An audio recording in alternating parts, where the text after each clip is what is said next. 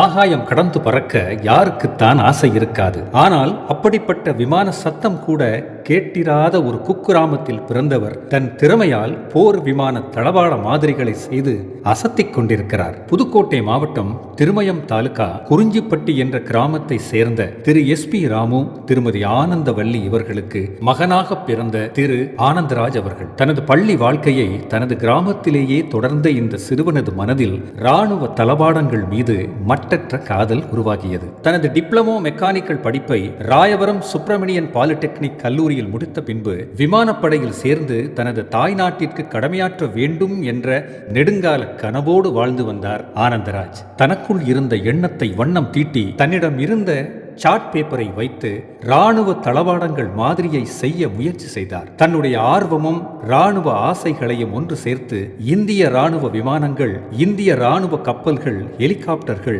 இராணுவ பீரங்கிகள் என ஒவ்வொரு தளவாடமாக வடிவமைத்தார்.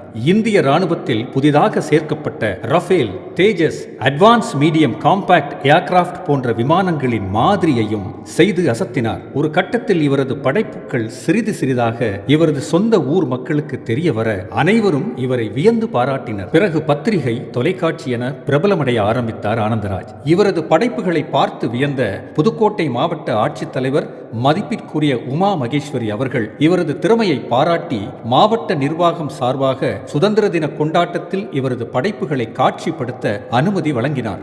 மேலும் மாவட்ட ஆட்சித்தலைவர் மதிப்பிற்குரிய கவிதா ராமு அவர்களும் காவல்துறை கண்காணிப்பாளரும் பாராட்டினார்கள். மேலும் ராணுவ அதிகாரி டில்லி பாபு அவர்கள் இவரது திறமையை கண்டு பாராட்டியதோடு மட்டுமல்லாமல் இஸ்ரோ தலைவர் பத்மஸ்ரீ மயில்சாமி அண்ணாதுரை, ராக்கெட் விஞ்ஞானி பத்மஸ்ரீ நம்பி நாராயணன் ஆகிய விஞ்ஞானிகளை அறிமுகம் செய்து வைத்தார். தன்னுடைய இராணுவ கனவையும் தேசத்தின் மீதான பற்றுதலையும் நம்பிக்கையினையும் காதலையும் தனது கைவண்ணங்களால் வடிவமைத்து அசத்தி வரும் ஆனந்தராஜன் படைப்புகள் தொடர வாழ்த்துவோம்.